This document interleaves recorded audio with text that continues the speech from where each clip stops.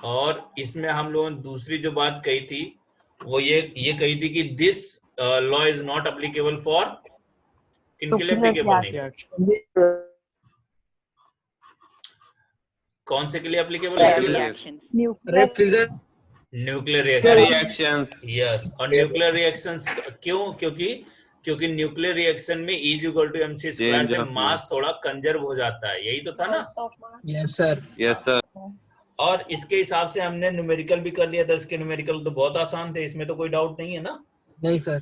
ठीक है। Law of constant और डेफिनेट प्रोपोर्शन में भी बहुत आसान था। इसने कहा था कि सोर्स पे डिपेंड नहीं करेगा। अगर कोई वाटर है, जैसे वाटर मॉलिक्यूल है, वो 1:8 में ही कंबाइन होगा, चाहे वो आपका वाटर किसी भी जगह से आए, चाहे वो सी वाटर से आए, चाहे वो रिवर वाटर से आए, चाहे वो टैप वाटर से आए, चाहे वो मिनरल वाटर से आए, कहीं से भी वाटर अगर आता है, एक वाटर का मॉलिक्यूल, तो उसमें हाइड्रोजन और ऑक्सीजन 1:8 रेशियो में ही कंबाइन होंगे। मतलब वो किसी सोर्स पे डिपेंड नहीं करेगा कि वो किस सोर्स से आया। क्लियर है? इसी का मैंने एक एग्जांपल लिया था कि MgCO3 को हीट करेंगे तो भी CO2 मिलेगा, CaCO3 को हीट करेंगे तो भी CO2 मिलेगा। अब इन दोनों ही केस में CO2 जो मिलेगा उसमें कार्बन और ऑक्सीजन का एक फिक्स प्रोपोर्शन होगा, उसी प्रोपोर्शन में वो मिलेंगे। ये डिपेंड नहीं करेगा वो किस सोर्स से आया। क्या बात क्लियर है? Yes sir. है ना? यही तो सर हमने उसमें E = mc स्क्वायर से जो मास कंजर्व हो जाता है तो उससे इफेक्ट आता है, क्या आता है फिर? उससे मास कहाँ, अगर मास कुछ एनर्जी में कंजर्व हो जाएगा तो mass of reactant equal to mass of product कैसे रहेगा बताओ? Yes sir. है ना? तो अब इसी पे बेस्ड हमने एक न्यूमेरिकल ये नीचे दिखाया था। तो इसमें न्यूमेरिकल में यही था कि कॉपर ऑक्साइड है, दो मेथड से बनाया जाता है, मेथड नंबर 1 है और मेथड नंबर 2 है। बस हमने इसमें कॉपर टू ऑक्सीजन रेशियो दोनों में सेम प्रूफ कर दिया था। कॉपर टू ऑक्सीजन चाहे मेथड 1 से आया हो चाहे मेथड 2 से आया हो, दोनों ही केस में हमने कॉपर टू ऑक्सीजन मेथड, जो कॉपर टू ऑक्सीजन रेशियो है, वो दोनों में सेम प्रूफ कर दिया था। इसका मतलब लॉ ऑफ कांस्टेंट प्रोपोर्शन को फॉलो करेगा, क्योंकि उसका कंपोजिशन चेंज नहीं हो रहा है। CO चाहे बन रहा हो फर्स्ट मेथड से चाहे सेकेंड मेथड से, दोनों ही मेथड से आपका कॉपर और ऑक्सीजन का रेशियो सेम रहेगा। क्या क्लियर है इसमें? यस सर, क्लियर है। क्लियर है सर ये वाला लॉ न्यूक्लियर रिएक्शन पे एप्लीकेबल है? हाँ, ये लॉ तो एप्लीकेबल है। ठीक है, और बाकी के बाकी सारे एप्लीकेबल हैं सिवाय law of conservation of mass के। ठीक है, ठीक है। अब लॉ ऑफ मल्टीपल प्रोपोर्शन आया था। ये एक बहुत अच्छा टॉपिक था। लॉ ऑफ मल्टीपल प्रोपोर्शन में मैंने बताया था कि masses of one of element which combine with fixed mass of other element bear a simple whole number ratio। यही तो था, bear a simple whole number ratio। इसका मतलब क्या है कि अगर यहाँ पे हम कार्बन और ऑक्सीजन ले लें और कार्बन ऑक्सीजन मिलके दो कंपाउंड बनाएंगे CO एंड CO2। ठीक है, इस CO और CO2 में अब क्या कह रहा है कि एक का मास फिक्स्ड है तो दूसरा का जो मास होगा वो सिंपल होल नंबर रेशियो होगा। क्या बात क्लियर है? Yes sir. ये तो कहा था masses of one of element which combine with fixed mass of other element bear a simple whole number ratio। Similarly एक सल्फर ले लिया, ऑक्सीजन ले लिया, इसमें एक SO2 बना रहा है, एक SO3 बना रहा है। ठीक है, अब इसमें कह रहा है कि एक का मास फिक्स्ड है, सल्फर का मास फिक्स्ड है, दूसरा ऑक्सीजन का मास एक सिंपल होल नंबर रेशियो में रहेगा। क्या क्लियर है? Yes sir. लेकिन इसमें एक क्वेश्चन थोड़ा गड़बड़ हो गया था। वो क्वेश्चन क्या था कि अगर हम लोग ऐसा कर दें कि एक का मास, दोनों के मास फिक्स ना हो, ना तो सल्फर का फिक्स हो ना तो ऑक्सीजन का फिक्स हो, तो क्या करेंगे? 1 ग्राम के तो उनको क्या करेंगे? 1 ग्राम के रिस्पेक्ट में करेंगे। मतलब पहले उनको 1 ग्राम में कन्वर्ट कर लेंगे। मतलब 12 ग्राम 16 ग्राम के लिए लग रहा है तो 1 ग्राम कितने के लिए लगेगा, यही तो निकालते थे। Yes sir. Yes sir. और फिर इसको सॉल्व कर देते थे। तो जो हमारा यहाँ पे न्यूमेरिकल आपने देखा था, ये न्यूमेरिकल कुछ ऐसा ही था कि x और y दिया है, यहाँ पे ये x है और यहाँ पे ये x है, इनका मास डिफरेंट है, ये मेरा y है, ये मेरा y है, दोनों का मास डिफरेंट है। तो हमने क्या किया था, ये लिखा था 0.324 ग्राम ऑफ कंबाइन विद 0.471 ग्राम। तो 1 ग्राम कंबाइन होने के लिए कितना लगेगा वो निकाला। ऐसे ही ये 0.117 ग्राम कंबाइन विद 0.509 ग्राम, तो 1 ग्राम कंबाइन होने के लिए कितना लगेगा वो निकाल लिया। अब इन दोनों का रेशियो ले लिया तो वो सिंपल होल नंबर रेशियो आ गया था, याद है आपको? ये रेशियो आ गया था 1:3। ठीक है, तो मैंने दोनों तरह के क्वेश्चन बताया। सिंपल क्वेश्चन बताया था जिसमें क्या था कि सिंपल एक का मास पहले से फिक्स्ड होता था। इको कर रही सर आपकी वॉइस। हाँ, ये कोई है पलक बेटा, इसको बंद कर लो, अपना इको कर रहा है।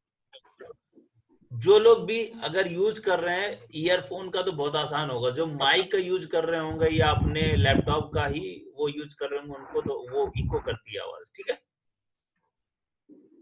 देखो बेटा, अब यहाँ पे क्या होगा, ये आपको दोनों का, ये एक पहला क्वेश्चन हो गया जिसमें एक का मास फिक्स है। दूसरा क्वेश्चन हो गया जिसमें दोनों का ही मार्क्स फिक्स नहीं होगा, तो हमको एक का मास फिक्स करना पड़ेगा। फिक्स करने के लिए हमने क्या बताया था कि सबको 1 ग्राम में कन्वर्ट कर लो कि भैया 1 ग्राम के लिए कितना लगेगा, बस यूनिटरी मेथड से।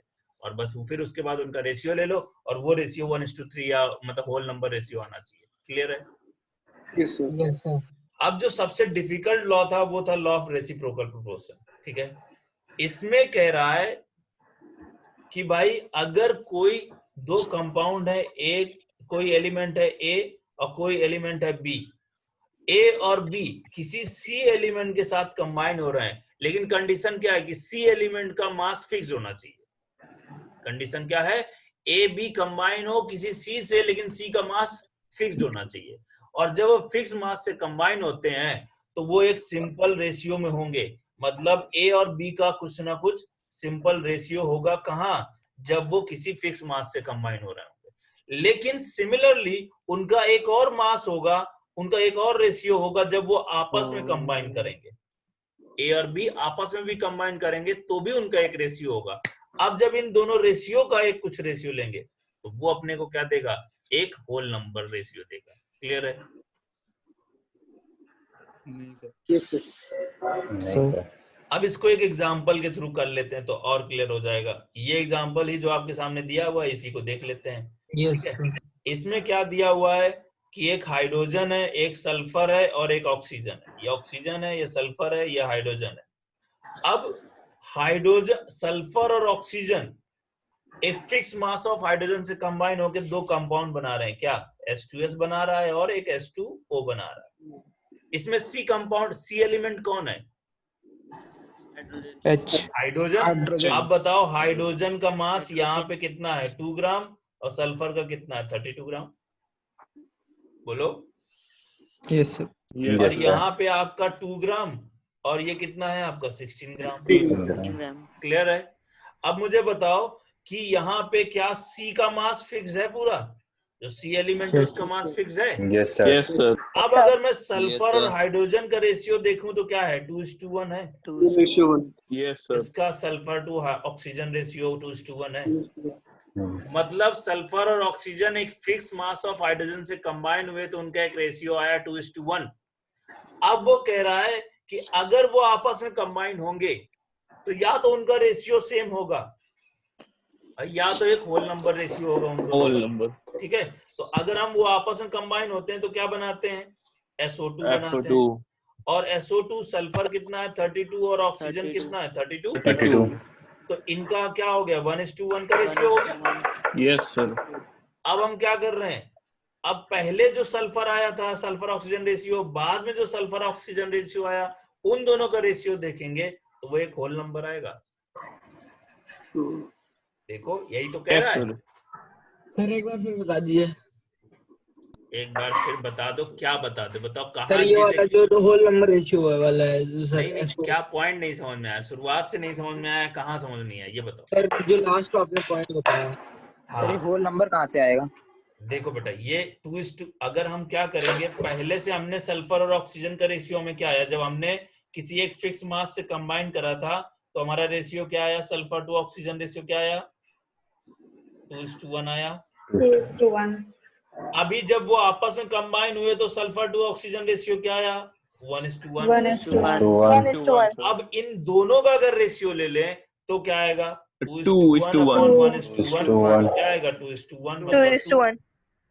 बोलो फुल सही है? Number sir. Yes sir. यही तो कह रहा है वो बात को। Yes sir. तो बस हमने सही बात को प्रूफ कर दिया। जो उसका स्टेटमेंट है उसी बात को प्रूफ कर दिया। मैंने एक और एग्जांपल लिया था, वो भी आपको समझाया था। है ना। ये एक केस थर्ड लिया था, ये थर्ड वाला केस कितने लोगों ने कर लिया था? सर कर लिया। कर लिया। इसमें क्या था, नाइट्रोजन है, ऑक्सीजन है और हाइड्रोजन है। अब उनके मास, वो नाइट्रोजन और ऑक्सीजन एक फिक्स मास ऑफ हाइड्रोजन से नहीं कंबाइन हो रहे हैं, हमको उसको फिक्स करना पड़ा था यहाँ पे, और फिर हमको उनको रेशियो निकाला था नाइट्रोजन और ऑक्सीजन का। फिर दूसरे केस में नाइट्रोजन ऑक्सीजन जब कंबाइन होते हैं तो वो N2O3 बनाते हैं, उसका नाइट्रोजन टू ऑक्सीजन रेशियो देखा और फिर उन दोनों का रेशियो लिया, तो हमको एक कांस्टेंट वैल्यू आई, वही यहाँ पे। बात समझ में आ रही है? तो यही सब चीजें Yes, हमने sir. करी थी, और ये क्वेश्चन आपका सॉल्व भी है यहाँ पे, आप खुद भी करके देख सकते हैं। क्लियर है बेटा? लॉ ऑफ रेसिप्रोकल प्रोपोर्शन ये केवल स्कूल में पूछा जा सकता है, बस, और कहीं नहीं आते सारे क्वेश्चन। ठीक है? यस सर, ऑब्जेक्टिव नहीं है ना। हाँ, अगला पार्ट है जो लॉ ऑफ गैसियस वॉल्यूम, और इसी को हम दूसरा नाम देते हैं गे-लुसैक लॉ। क्या नाम देते हैं? गे-लुसैक लॉ। अब इसको बात को समझ लो, ये कह रहा है according to this law when gases combine or react they do so in volume which bear a simple ratio to each other and also product form provided all gases are under similar condition। मतलब अगर आप temperature और pressure fix रखेंगे तो ये कह रहा है कि वॉल्यूम एक सर, मतलब आपकी आवाज क्लियर नहीं आ रही। क्लियर आ रही माइक है ऑन है सर। क्लियर क्लियर आ आ रही रही है। क्लियर आ रही है उसकी नेट। बेटा माइक आप लोग ऑफ कर लो बस, इसके बाद क्लियर आएगी, सबको सुनाई देगा। ठीक है? जिनको क्वेश्चन पूछना है उसी हिसाब से पूछेंगे। ठीक है? अब इधर देखो ये क्या कह रहा है, मैं इसको बात को समझा देता हूँ। जब N2 और H2 के 3 मोल्स कंबाइन होते हैं तो 2 मोल अमोनिया बनाते हैं। अगर इस रिएक्शन का टेम्परेचर एंड प्रेशर फिक्स्ड है तो क्या volume is directly proportional two moles होगा? बोलो सही है? Yes sir. Volume is directly proportional two moles होगा क्योंकि PV इक्वल टू nRT, तो यही होता है। यस अब सर। मेरा R गैस कांस्टेंट होता है, टेम्परेचर प्रेशर मेरा फिक्स्ड है, तो volume directly proportional two moles आएगा कि नहीं आएगा? मतलब Yes, जिस मोलर रेशियो में गैसेस रिएक्ट करेंगी वही उनका मोलर वॉल्यूम भी होगा। यही बात तो कह सकते हैं। तो अगर यहाँ पे देखें तो इसका 1 वॉल्यूम कंबाइन हो रहा है क्योंकि इसका 1 मोल कंबाइन हो रहा है, इसका 3 वॉल्यूम कंबाइन हो रहा है क्योंकि इसके 3 मोल कंबाइन हो रहे हैं, इसके 2 मोल बन रहे हैं तो ये कितना बनाएगा? 2 वॉल्यूम बनाएगा। यही बात ये कह रहा है कि according to this law when gases combine और react they do so in their in volume which bear a simple ratio to each other. और वो सिंपल रेशियो ही होगा अगर N2 और H2 के बीच में देखें, अगर हम H2 और NH3 के बीच में देखें तो सिंपल रेशियो ही तो होगा। सही है? ऐसे ही अगर मेरे पास H2 और हाफ O2 रिएक्ट करके आपका H2O बना रहे हैं तो ये 1 वॉल्यूम लग रहा है, ये V/2 वॉल्यूम लग रहा है, ये V वॉल्यूम लग रहा है। क्या बात समझ में आ रही है आपको? मतलब जो उनके मोल्स होंगे उतने ही उसका वॉल्यूम होगा।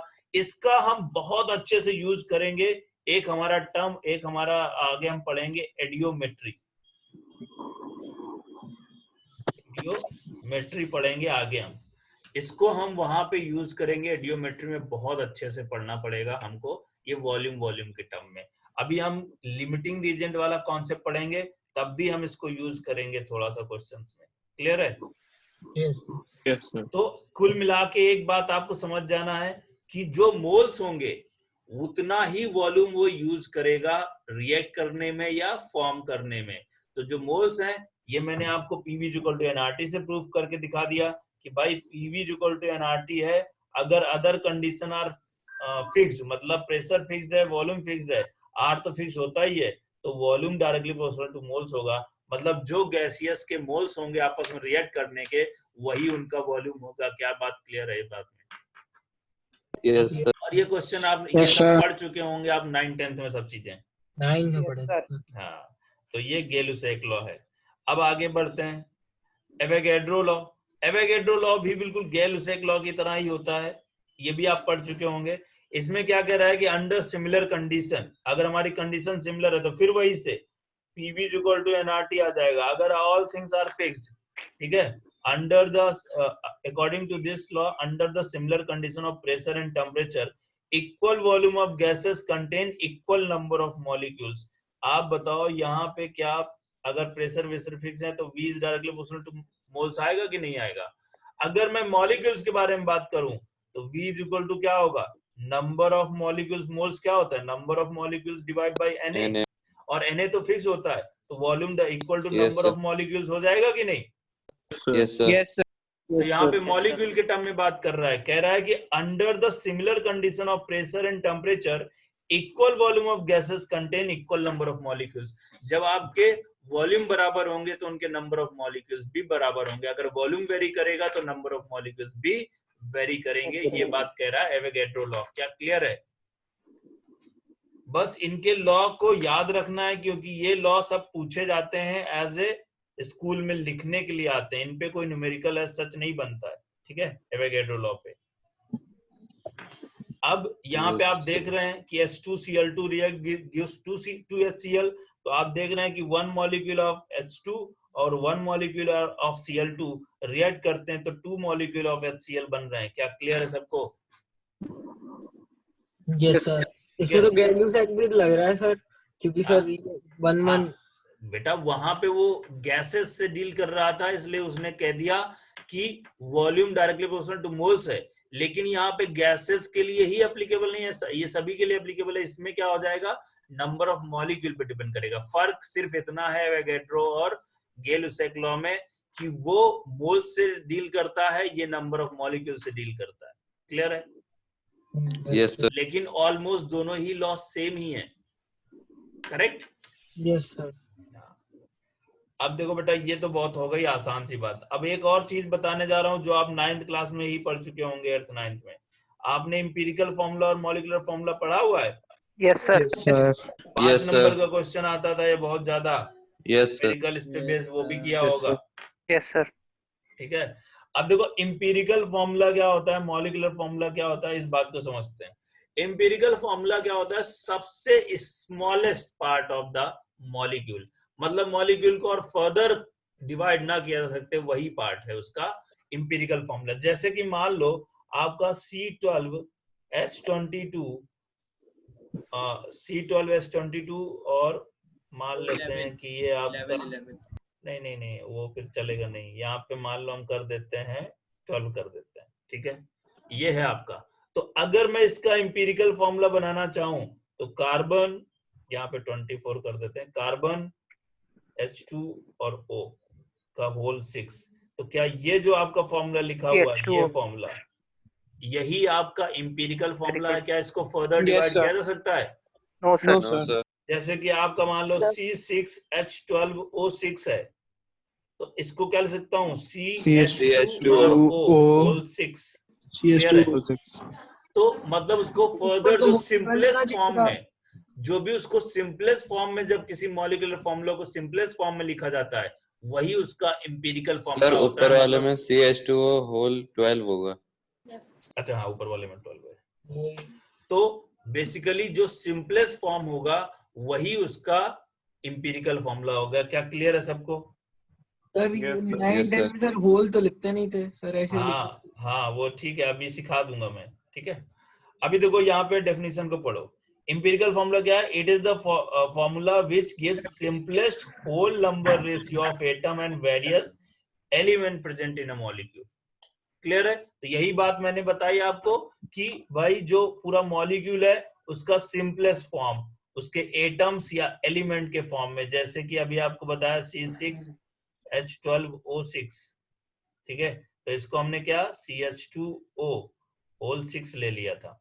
तो इसका जो सिंपलेस्ट फॉर्म है एटम का और एलिमेंट का, उसी को हम क्या कह रहे हैं? Empirical formula. क्या सबको क्लियर है? Yes, sir. और इंपीरिकल फॉर्मूला में जब एक किसी कांस्टेंट होल नंबर से मल्टीप्लाई कर देते हैं तो वो आपका मॉलिक्यूलर फॉर्मूला बन जाता है। जैसे ये आपका इंपीरिकल फॉर्मूला है, इसको मैं 6 से मल्टीप्लाई कर दूं तो C6H12O6 बन जाएगा, और अगर मैं इसको 4 से मल्टीप्लाई कर दूं तो C4H8O4 बन जाएगा। क्या क्लियर है? तो वो कांस्टेंट होल नंबर से जब मल्टीप्लाई कर देते हैं तो ये मॉलिक्यूलर फॉर्मूला बन जाता है, नहीं तो ये इंपीरिकल फॉर्मूला होता है। क्या क्लियर है सबको? सर एक बार इंपेरिकल फॉर्मूला ठीक है सर, मॉलिक्यूलर फॉर्मूला में सर पूरी तरीके से सर उसका स्मॉलेस्ट फॉर्म नहीं आता है। उसका मतलब स्मॉलेस्ट जैसे C6H12O6 था तो हाँ। उसको सर CH2O बना दिया था हाँ सर, लेकिन सर मॉलिक्यूलर फॉर्मूले में ऐसा नहीं होगा।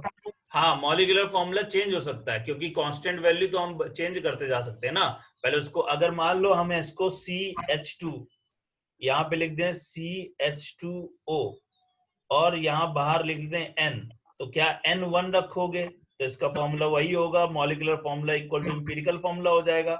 अगर N2 रखोगे तो क्या हो जाएगा C2H4O2, तो मॉलिक्यूलर फॉर्मूला आपका ये हो जाएगा। अगर N3 रख देंगे तो C3H6O3 हो जाएगा। क्या बात समझ में आ रही है? तो Yes, molecular formula can be change depending on the N value, जो N वैल्यू है वो क्या होगी आउटर में।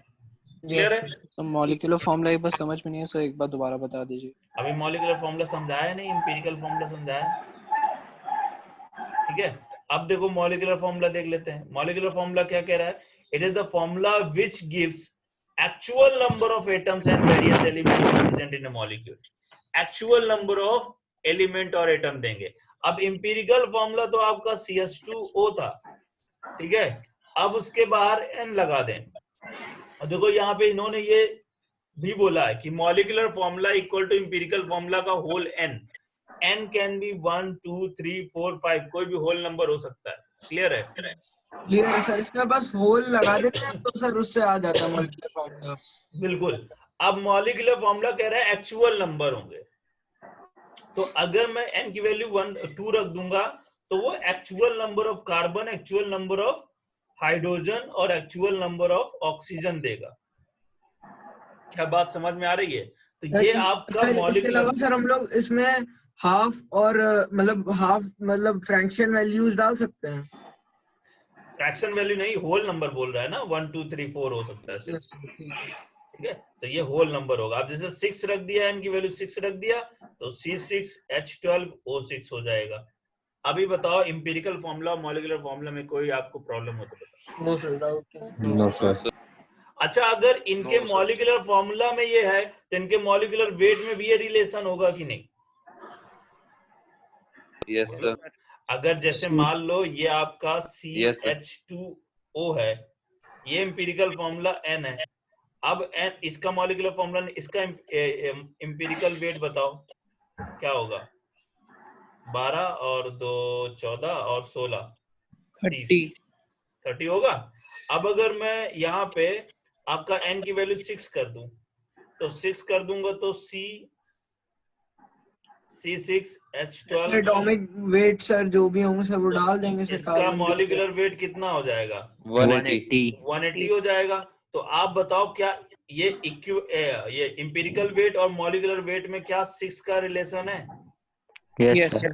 टाइम है, तो वही बात इसने कह दिया, जो मॉलिक्यूलर फॉर्मूला और इंपिरिकल फॉर्मूला में रिलेशन होगा वही मॉलिक्यूलर वेट और इंपिरिकल वेट में भी रिलेशन होगा। क्या क्लियर है सबको?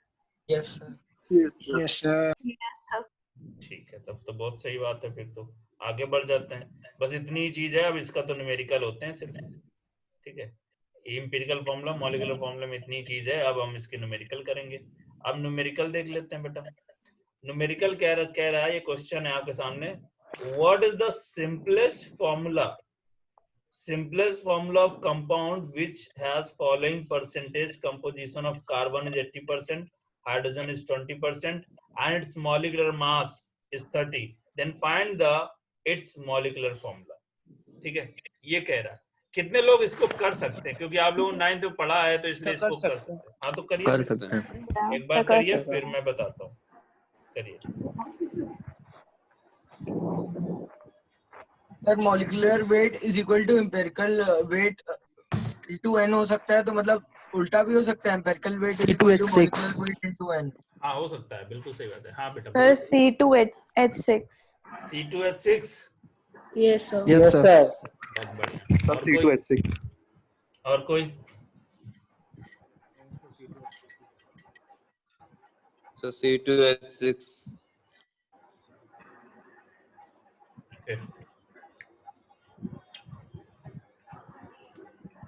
Sir C2H6। C2H6 ना? Yes sir.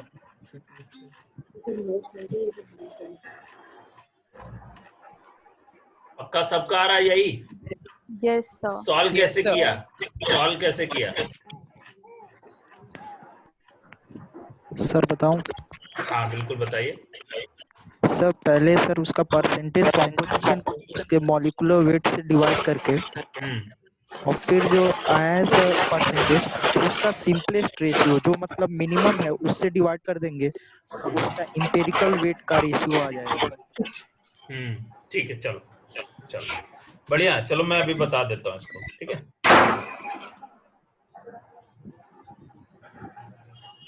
ये आपको दिख रहा होगा, ये कल पढ़ाया था मैंने। अच्छा इसको न्यू बना लेते हैं, ठीक है। चलो देखो बेटा, इसमें कह रहा है कि एक कार्बन है जो कि 80% है और एक हाइड्रोजन है जो कि 20% है। ये हमेशा आपको दे के रखेगा परसेंटेज। और एक बात आपको ध्यान रखना है, अगर वो कार्बन हाइड्रोजन ऐसा दे कि वो 100% ना बने दोनों का सम, तो समझ जाना कि वहां पे ऑक्सीजन है बाय डिफॉल्ट।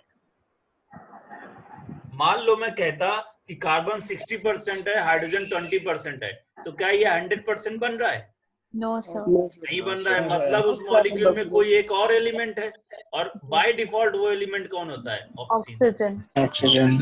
अब इस केस में ऐसा तो है नहीं, तो हम कोई दिक्कत नहीं है। तो यहाँ क्या करना है, एक टेबल बनाना है। शायद आपको टेबल बना के ही सिखाया गया होगा। Yes, Yes, sir. मैं इसका शॉर्टकट भी बताऊंगा। एलिमेंट लिख लेने हैं, ठीक है। फिर atomic क्या weight, करना है, उनका एटॉमिक वेट लिख लेना है। फिर क्या करना है, उसके मोल्स percentage निकाल लेना composition, है। Percentage composition. अच्छा ये परसेंटेज कंपोजिशन लिखना पड़ेगा। परसेंटेज कंपोजिशन लिख लीजिए, परसेंटेज है ना, परसेंटेज कंपोजिशन। फिर इसके बाद हम क्या करेंगे, simplest ratio, मोल्स निकालेंगे, मोल्स, ठीक है। और फिर क्या करेंगे, मोल्स निकाल के उनका सिंपलेस्ट रेशियो निकालेंगे, ठीक है। अब हमारे पास एलिमेंट है कार्बन और दूसरा एलिमेंट है हाइड्रोजन। कार्बन का एटॉमिक मास, एटॉमिक वेट कितना होता है? 12, और इसका कितना होता है? 1। Yes sir. ये 12 ग्राम है और ये 1 ग्राम है। अभी परसेंटेज पूरे 100 में मान लें तो इसका 80% है, तो वेट कितना होगा? 80। और इसका कितना होगा? 20। 20. बोलो सही है। अब मुझे बताइए, जब इनका वेट पता है 100 ग्राम में और इसका एटॉमिक वेट पता है, तो क्या इसके मोल्स निकल जाएंगे? Yes, sir. 80/12 कितना आएगा? Sir, 6.66. 6.66। और ये 20/1 कितना आएगा? 20 आएगा। 20. अब बताओ, इनका सिंपलेस्ट रेशियो जब भी निकालना होता है तो उसको क्या करते हैं हम? Sir, divide by जो mole. सबसे Smallest छोटी सबको वैल्यू divide है उसी से डिवाइड कर देते हैं। तो Yes. बेटा इसको 6.6 को 6.6 से डिवाइड कर देंगे, कितना आ जाएगा? 1। और 20 को जो हम 6.6 से डिवाइड करेंगे तो ये ऑलमोस्ट अप्रॉक्स 3 के आसपास आएगा। Yes sir. yes sir, इसका मतलब इंपीरिकल फॉर्मूला आपके सामने क्या है आ गया? कार्बन है आपका 1 और CH3. हाइड्रोजन है 3, तो मतलब CH3 हो गया। Yes sir. अब आपको सर कोई चित्रकारी बता रहा है। ठीक है, कोई बात नहीं, बजाने तो मैं अभी बाहर निकाल दूंगा उसको, ठीक है। यहाँ पे CH3 आ गया। बेटा ये कलाकारी मत करना, नहीं तो क्लास के अंदर इंटर नहीं कर पाओगे और फिर किसी क्लास में नहीं इंटर कर पाओगे। और गलती से हो जाए तो सॉरी बोल देना, क्योंकि कुछ लोगों से हो जाता है गलती से, ठीक है। इंपीरिकल फॉर्मूला में क्या होगा? कार्बन का इंपीरिकल वेट कितना होगा बताओ? 15 12 + 3 12, 15 ग्राम आ गया। हमको Yes. पता है कि molecular weight equal to n times of empirical weight होता है। क्लियर है? yes sir, मॉलिक्यूलर वेट कितना दिया है? 30।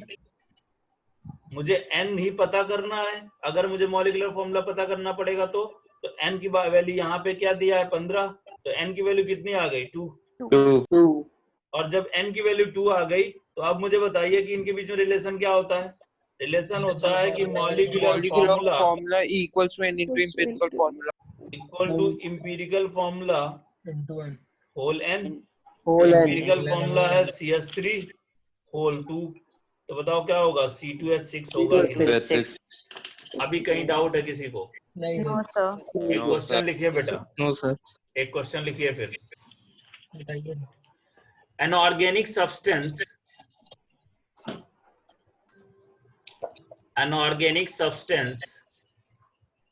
Yes, sir. containing carbon, hydrogen and oxygen gives the following percentage composition.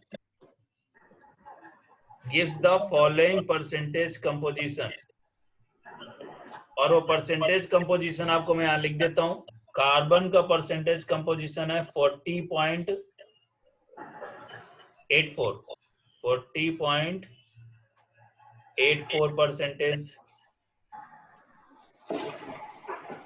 40.684 है बेटा. ठीक है, 40.684 करेक्ट.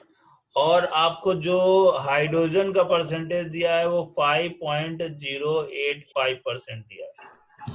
और ऑक्सीजन का जो परसेंटेज दिया है वो 54.228 परसेंटेज दिया है. ठीक है, ये तीनों चीज दी हुई है. दिख रहा है सबको? Yes sir. अब कह रहा है the molecular weight of compound is 118 gram. Molecular weight of compound is 118 gram. Then calculate the molecular formula of compound.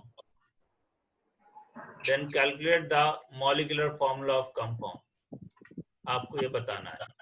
So empirical formula तो C2H3O2 आ गया है और फिर molecular formula 64H6O4. बिल्कुल सही बात है. Good, very good.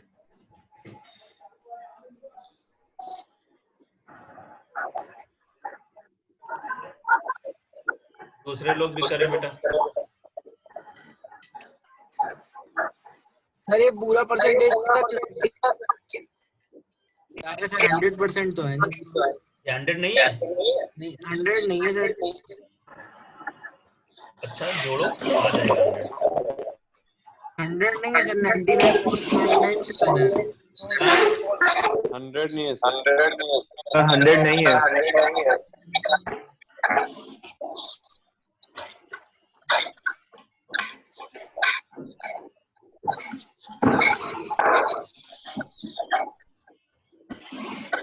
अरे 99.9 कार्बन को 40.687 कर दें तब पूरा 100 आ जाएगा. 687 कर लो. हाँ कर लो.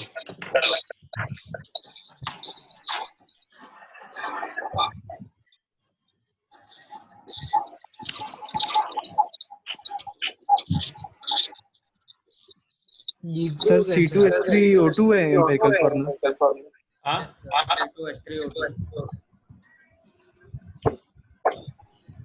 बेटा, ये जो 253879 है, ये कौन है? भैया अपनी आइडेंटिटी बताओ, नहीं तो बाहर करते हैं आपको. 253879 जो नाम अपना डाल के रखा हुआ है ना, अपना नाम क्यों नहीं डाला आपने?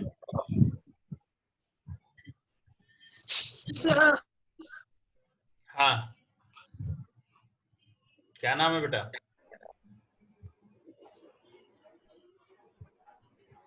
To 253879.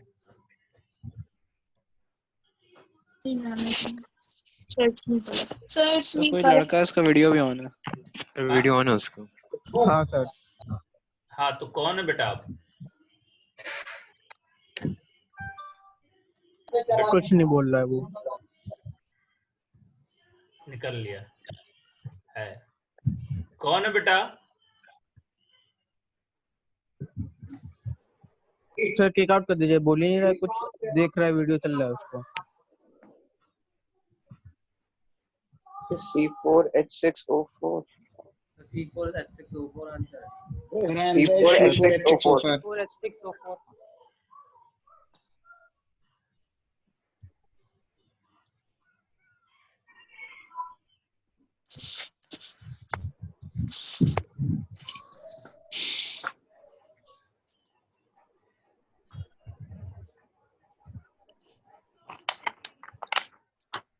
Sir C4H6O4.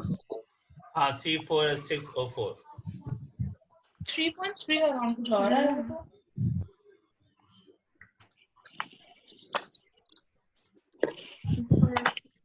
Sir empirical formula C2H3O2 आ रहा है ना? हाँ हाँ एम्पेरिकल फॉर्मूला C2H3O2 आ रहा है ना?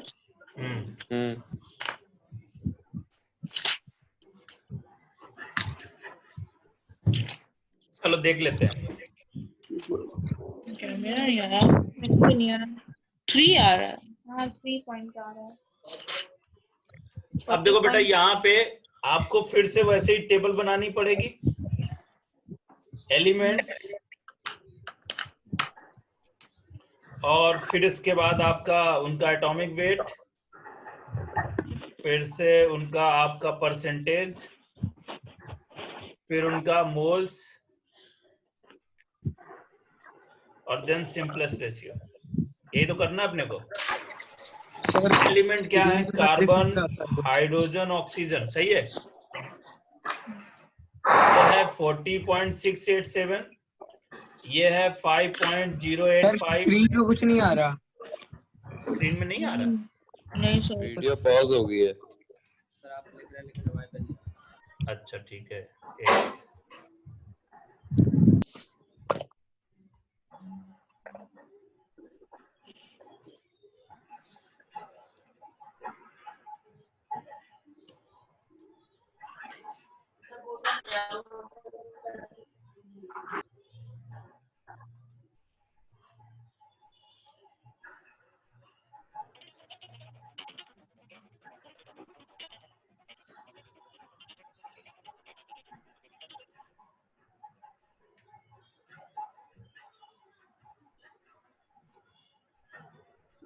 अभी आ रहा है?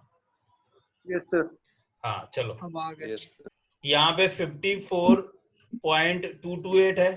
क्लियर है? बोलो सही है? Yes sir. एटॉमिक ये तो मैं अच्छा परसेंटेज कर देता हूँ। ये आपका परसेंटेज हो गया और इसका एटॉमिक वेट यहाँ कर दे। एटॉमिक वेट इसका कितना होता है? 12। इसका होता है 1। इसका कितना होता है? 16।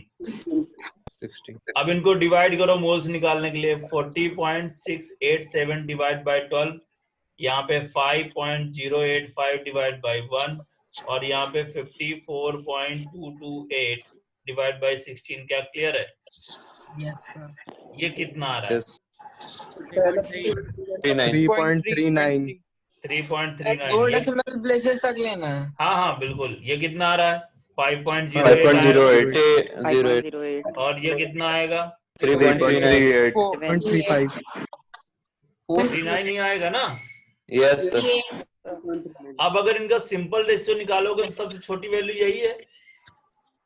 यस तो 3.39 बाय 3.39 ये आएगा 1 और 5.08 डिवाइड बाय 3.39 कितना आएगा? 1.5 और ये अभी 1 आ जाएगा। क्लियर है? तो आपको इंपीरिकल फॉर्मूला क्या मिल गया बताओ? इंपीरिकल फॉर्मूला मिल गया कि भैया कार्बन आपका 1 है, हाइड्रोजन 3/2 है और ऑक्सीजन 1 है। सर इंटू 2 करेंगे ना, तो जब इसको 2 से मल्टीप्लाई कर दो तो C2H3O2 आ जाएगा। क्लियर है? सबको समझ में आया बेटा? Yes sir. अब हम क्या करें इसका? अगर ये आपको दिया है तो इसका वो इंपीरिकल वेट कितना होगा? 24 59 ग्राम 3 प्लस 32 कितना आएगा? 59 ग्राम आ जाएगा। अब मुझे बताइए कि अगर इंपीरिकल वेट ये है तो molecular weight equal to n into empirical weight होता है कि नहीं? Yes sir. तो बेटा मॉलिक्यूलर वेट आपका 59 दिया है और ये आपको n निकालना है। सॉरी, ये आपको 118 दिया है 118 है और ये आपको 59 दिया हुआ है। तो n कितना आ जाएगा बताओ? 2। सही है बेटा, बहुत बढ़िया। अब अगर आपको n आ गया तो अभी आपको निकालना क्या है? दूसरी चीज क्या निकालनी है? Molecular formula. अच्छा, मॉलिक्यूलर फॉर्मूला क्या होता है? Empirical n formula into empirical formula whole है इनटू होल n। तो हम क्या करेंगे? मॉलिक्यूलर फॉर्मूला हमको पता करना है तो C2 H3O3 का होल O2 ले लें, सर O2 2 है सर O2 ये 2 है, 2 है। तो यहाँ पे क्या आ जाएगा C4 C4H6O4 यही मॉलिक्यूलर फॉर्मूला होगा। Yes sir. ये तो बचपन से तुम करते आ रहे हो, बहुत ही आसान क्वेश्चन है। यस ठीक है, अब अगर देखो स्कूल में आएगा तो ये पूरा मेथड करना पड़ेगा, ऐसे करना पड़ेगा। ठीक है, अब स्कूल में नहीं आएगा तो हम इसको डायरेक्टली कैसे एक लाइन में कैसे सॉल्व करेंगे वो भी समझ लो। जब भी ऐसे क्वेश्चन आए तो जो उनका परसेंटेज दिया है सीधा क्या करो, उसके मोल से डिवाइड कर दो डायरेक्टली। एक लाइन में देखो करना है इसको, सब चीजों को एक लाइन में, इन्हीं चीजों को एक लाइन में करना। हम क्या करेंगे, हमें कार्बन का परसेंटेज कितना दिया था? 40.684 और यहाँ पे आपका हाइड्रोजन है 5.084 और ऑक्सीजन है 54.228। तुरंत क्या करो, इसको डिवाइड करो 12 से, इसको 1 से, इसको 16 से, जो भी वैल्यू आए उसमें तुरंत सिंपल रेशियो निकाल लो एक लाइन में। पूरा लंबा करने की जरूरत नहीं। जब भी जेई में आएगा तो ये 3.39, ये 5.08, ये 3.39, बस सीधा तो ये आ जाएगा 1, सर और सिंपली सर 2 डेसिमल प्लेसेस लेना है सर। हाँ बस बिल्कुल। तो बस यहाँ से ये सब चीजें निकल गई, यही चीज हमें जरूरी थी, बस सीधा रखा, सीधा हमें एम्पिरिकल फॉर्मूला मिल गया। मतलब ये क्वेश्चन इतनी जल्दी किया जा सकता है अगर आप वहां देखेंगे तो। क्लियर है? Yes sir. अगर हम ऐसे करेंगे तो अपने को मतलब लॉन्ग, अगर स्कूल में आएगा तो पूरा एक एक प्रोसीजर फॉलो करना पड़ेगा, ऐसे लिखना पड़ेगा रिलेशन क्या है मॉलिक्यूलर फॉर्मूला और एम्पिरिकल फॉर्मूला में, और आपको ये सब चीजें लिख के दिखानी पड़ेंगी, नहीं तो वो नंबर नहीं देंगे। अगर किसी कॉम्पिटिटिव एग्जाम में आ रहा है, जेई में, नीट में, तो अपने को ऐसे कर सकते हैं जितना जल्दी से जल्दी कैलकुलेशन हो जाए। क्लियर? Yes sir. तो मैं इसीलिए दोनों चीजें बताता चल रहा हूं ताकि आपके स्कूल में भी काम आ सके, साथ साथ आपके आईआईटी के एग्जाम में भी कैसे जल्दी भी करना है क्वेश्चन को, वो भी सीखना है। क्लियर? आगे बढ़ते हैं अपन लोग, आगे आ जाते हैं अपने यहाँ पे। देखो एम्पिरिकल फॉर्मूला, मॉलिक्यूलर फॉर्मूला समझ में आ गया? Yes sir. अब अपने पास देखिए हमने इसमें 3 चीजें समझ ली हैं पूरे। जो हम मोल कॉन्सेप्ट में देखें तो मोल कॉन्सेप्ट में पहली चीज हमने समझ ली, पूरा atomic weight, molecular weight, molecular weight, वो सारे gram atomic weight, gram molecular weight. ठीक है, फिर हमने मोल को समझ लिया। फिर तीसरा पार्ट हमने पढ़ लिया, ये क्या, लॉ ऑफ केमिकल कॉम्बिनेशन। अब जो चौथा पार्ट आता है वो आता है कॉन्सेंट्रेशन टर्म। आपको दिख रहा होगा यहाँ पे कॉन्सेंट्रेशन टर्म दिख रहा है? Yes sir. अब हम पढ़ेंगे कॉन्सेंट्रेशन टर्म। देखो अब मैं कॉन्सेंट्रेशन टर्म के बारे में एक बात बता देता हूँ आपको। कॉन्सेंट्रेशन टर्म जब भी मतलब आता है तो हम लोग, बहुत सारे लोग रटते हैं, चीजों को रटते हैं। ठीक है, उनके फॉर्मूला रट लेते हैं कि अगर परसेंटेज बेस दिया हो तो मोलैरिटी का क्या फॉर्मूला होता है, अगर मोलैलिटी और मोलैरिटी में रिलेशन दिया हो तो उसका फॉर्मूला क्या होता है, तो हम फॉर्मूला रटते हैं। ठीक है, लेकिन मैं आपको क्या सिखाऊंगा, एनालिटिकल तरीका। हम कुछ भी नहीं रटेंगे, सिर्फ हम बहुत आसानी से एक दूसरे के बीच में रिलेशन निकालना सिखाएंगे। मैं आपको अगला जो टॉपिक पढ़ाने जा रहा हूँ कॉन्सेंट्रेशन टर्म, इतना गजब का ये टॉपिक है कि अगर एक बार समझ लिया तो फिर आपको कहीं भी प्रॉब्लम नहीं आएगी। और यही टॉपिक 12th में फिर से आपको पढ़ना पड़ेगा सॉल्यूशन चैप्टर में। तो आज ही हम इसके इतने अच्छे से पढ़ लेंगे कि हमको 12th में जरूरत ही ना पड़े, इसको पढ़ने की जरूरत ही ना पड़े। क्लियर है? तो कॉन्सेंट्रेशन टर्म को हम बहुत ही एक्सप्लेन करके मैं पढ़ाऊंगा। मैं आपको डायरेक्ट फॉर्मूला भी बताऊंगा कि कैसे डायरेक्ट फॉर्मूला में रख के उसी का आंसर निकाला जा सकता है, और कैसे विदाउट डायरेक्ट फॉर्मूला रखे हुए एनालिटिकल तरीके से करना है। देखिए जब भी हमें फॉर्मूला बेस्ड क्वेश्चन है, तो जैसे नीट की प्रिपरेशन कर रहे हैं तो हमको फॉर्मूला बेस्ड क्वेश्चन आना चाहिए, फॉर्मूला याद होना चाहिए। अगर हम कोई आईआईटी के अलावा अदर कॉम्पिटिटिव एग्जाम की तैयारी कर रहे हैं जहां पे टाइम कम मिलता है, वहां भी हमको फॉर्मूला याद होना चाहिए। लेकिन जब हम आईआईटी एडवांस की बात कर रहे हैं और या आईआईटी मेंस की बात कर रहे हैं, वहां पे हमको जरूरी नहीं है कि फॉर्मूला याद हो, क्योंकि वो लोग जब तक आपको बेसिक कॉन्सेप्ट नहीं पता होगा वो तुरंत आपको फंसा देंगे अगर आपको फॉर्मूला याद है। जैसे मैं आपको बताऊंगा कि अगर वेट बाय वेट परसेंटेज दिया हो तो मोलैरिटी का क्या फॉर्मूला होता है, अब मैं उसमें जरा सा चेंज करूंगा कि वेट बाय वॉल्यूम परसेंटेज कर दिया, अब बता दो फॉर्मूला, क्योंकि उसका फॉर्मूला ही नहीं है। तो अपन क्या करेंगे? तो इसलिए अपन बेसिक कॉन्सेप्ट को सीखने की कोशिश करेंगे कि हमको एक्चुअली में सॉल्यूशन के अंदर क्या होता है।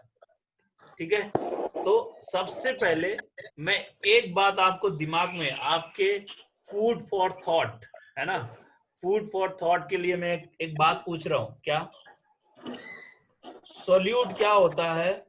आप जानते हैं सॉल्यूशन? सब लोग जानते हैं Yes, sir. सॉल्यूशन किससे मिलके बना होता है? Solute and solvent. Solvent solute और प्लस सॉल्वेंट से मिलके बना है, सबको पता है? बोलो यस या नो। Yes sir.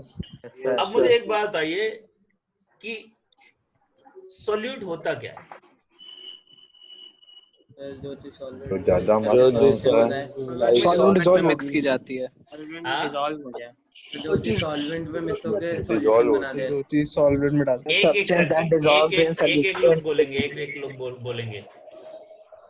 जो चीज सॉल्वेंट में डिसॉल्व की जाती है उसे सॉल्यूट कहते हैं। शशांक बोल रहे हैं कि भाई जो चीज सॉल्वेंट डिसॉल्व की जाती है वो सॉल्यूट है। और बताओ। Sir, a substance which dissolve in solvent to form solution. अच्छा Yes, ठीक है, ओके। आदर्श ने भी यही चीज बताई। हाँ, जो सॉल्युबल होता है। और कोई? वही है सर। किसी को ये नहीं पता कि less mass percentage, high mass percentage जो होता है, ऐसा नहीं पता? सर उसका सबसे मतलब उसका minor component in the solution होता है सर। हाँ, माइनर कंपोनेंट जो होता है वही आपका क्या होता है? सॉल्यूट होता है। क्लियर है सर? अगर दोनों का इक्वल कंपोनेंट हो तो? हाँ, अभी वही बात पे आ रहा है बेटा, यही तो पूछना है मेरे को। तो अगर बताओ एक चीज में, अच्छा एक बात और पूछ लेता हूँ। एक बात बताइए कि कोई जो आपका ये है सॉल्वेंट, क्या हमेशा वाटर ही होता है? नहीं सर। क्या सॉल्वेंट हमेशा वाटर ही होता है? क्या कभी वाटर कभी सॉल्यूट की तरह काम कर सकता है? Yes sir. कर सकता है। कर सकता है। वाटर भी सॉल्यूट हो सकता है सर एसिड में डाल के डाइल्यूट करते हैं। अच्छा अच्छा, वो फिर एसिड ज्यादा हो जाएगा, मतलब एसिड को डाइल्यूट ना करें, कॉन्सेंट्रेट रखें, ऐसे कम परसेंटेज में वाटर होगा, ऐसा? फिर से बताइए क्वेश्चन सर, लाइट चली गई थी। देखिए, पहली चीज है कि मैंने पूछा सॉल्यूट क्या है, सॉल्वेंट क्या है। ठीक है, मैंने ये पूछा क्वेश्चन सॉल्यूट और सॉल्वेंट। तो लोगों ने, कुछ लोगों ने बताया जो मिसिबल हो, जो डिसॉल्व किया जा सकता है सॉल्यूशन बनाने के लिए।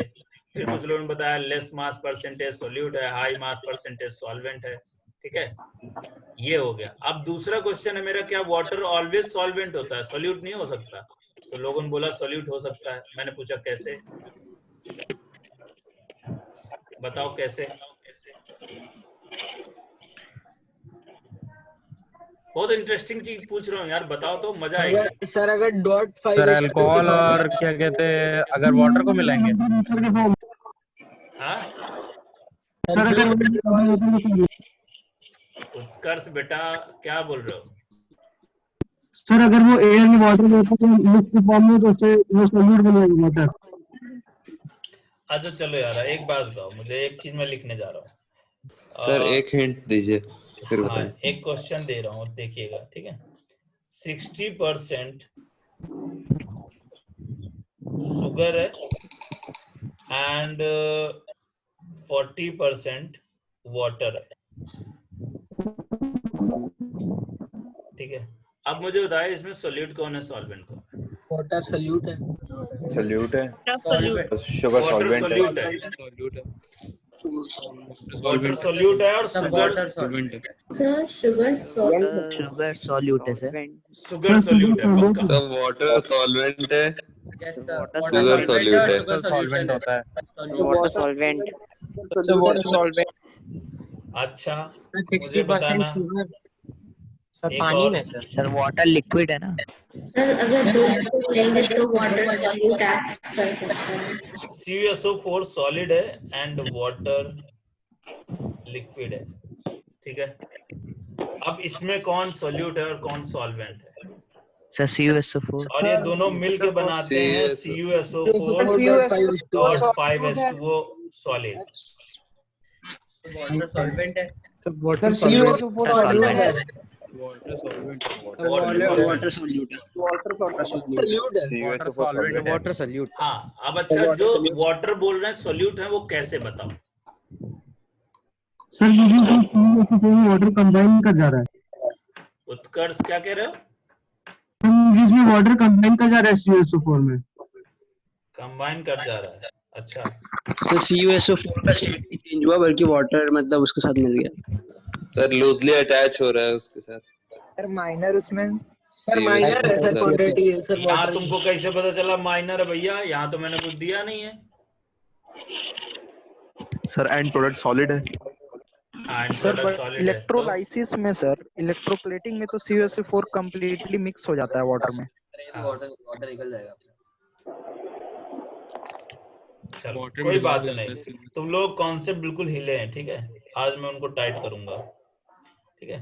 तो ये अब मेरा एक काम है कि मतलब एक जो होमवर्क है, समझ लो कि आपको कहीं से भी नेट से या यूट्यूब से कहीं से भी ये पता करना है कि सॉल्यूट कौन होता है और सॉल्वेंट कौन होता है। दो डेफिनेशन है, मैं बता दे रहा हूँ, पहले हिंट दे रहा हूँ।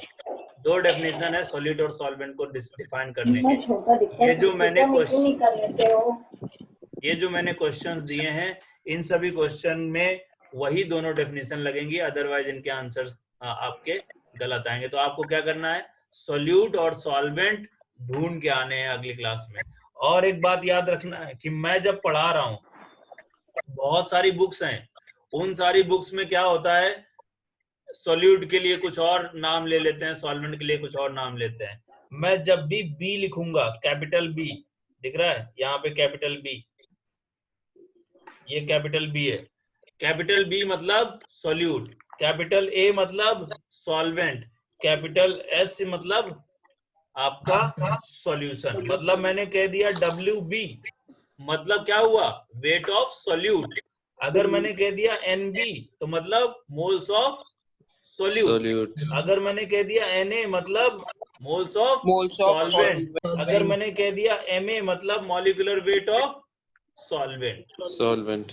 अब बात समझ गए? बुक्स में, कई बुक्स में अपना अपना सब लोगों ने लेके रखा हुआ है, लेकिन अपन लोग जहां भी पढ़ेंगे, अभी से लेके आगे तक 12 तक, जहां कहीं भी पढ़ेंगे, हम लोग B को सॉल्यूट लेंगे, A को सॉल्वेंट लेंगे। ये अपना काम है, ठीक है। इसको अपने दिमाग में रख लो बिल्कुल।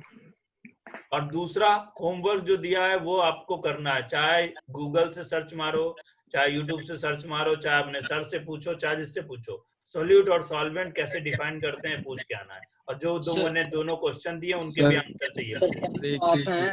Solute is the substance which gets dissolved in the solvent, and solvent is the substance which dissolves the solute. अरे भाई एक लोग करके बोलो यार, एक लोग। Sir, solvent is the substance. Arnav बोलेगा, अर्णव, हाँ बोलो। So solvent is the substance which dissolves the solute, and solute is which gets dissolved in the solvent. ये जो डेफिनेशन है आपकी, ये मेरे क्वेश्चंस के आंसर नहीं कर सकती है। और कोई? सर मैं solute is the minor component of the solution. देव बोलो। हाँ Sir, solute is the minor component of solution. वो तो हो गई। दूसरा कोई? सर सॉल्वेंट, सॉल्यूट सॉल्वेंट के अर्पित बोलेगा। अर्पित, हाँ बोलो। सॉल्यूट सॉल्वेंट के कैरेक्टरिस्टिक्स से लेता है, तो फिर उसकी क्वांटिटी सॉल्वेंट की ज्यादा हो जाती है। अच्छा, ये तो समझ नहीं आई। पलक बोलो।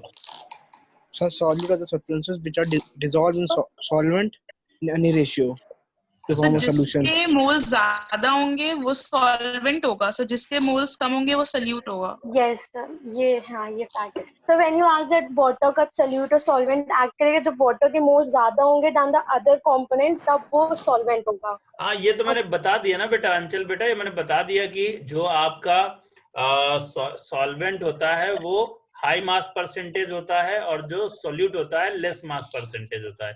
एक और डेफिनेशन है, वो किसी को ढूंढ के लाओ। सर वाटर सॉल्यूट तब होगा सर वो लिक्विड की बात, और वाटर कम उस वॉल्यूम में हो। चलो ठीक है, अब हो गया आज के लिए, इतना बहुत है। आप लोग इसको ढूंढ के लाएंगे, अगली क्लास में मुझे बताएंगे। मुझे वो याद है, कुछ लोगों ने अभी गूगल में सर्च वर्च मार के देख लिया, ठीक है, कोई बात नहीं। अगली क्लास में सही आंसर चाहिए मुझे, ठीक है।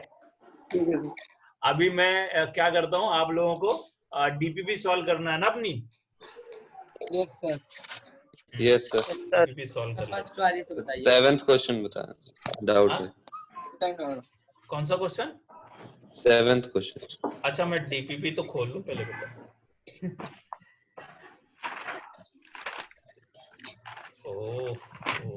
फर्स्ट वाली करवा रहे हैं ना? डीपीपी फर्स्ट तो हो चुकी है ना? सेकंड वाली। तो फर्स्ट का लास्ट वाला एक बार बता दीजिएगा। फर्स्ट डीपीपी का लास्ट वाला।